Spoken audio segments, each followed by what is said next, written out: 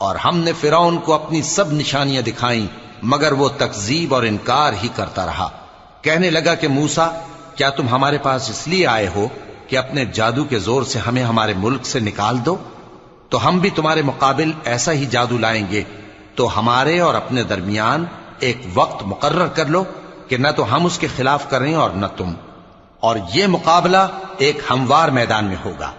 मूसा ने कहा कि आपके लिए यौम जीनत का वादा है और ये कि लोग उस रोज दिन चढ़े इकट्ठे हो जाएं। तो फिरौन लौट गया और अपने सामान जमा करके फिर आया। मूसा ने उन जादूगरों से कहा कि ये तुम्हारी बर्बादी होगी। अल्लाह पर झूठ न बांधो, वो तुम्हें अजाब से फना कर देगा, और जिसने झूठ बांधा वो नामुराद रहा। तो वो बाहम अपने मामले में झगड़ने और चुपके चुपके सरगोशी करने लगे।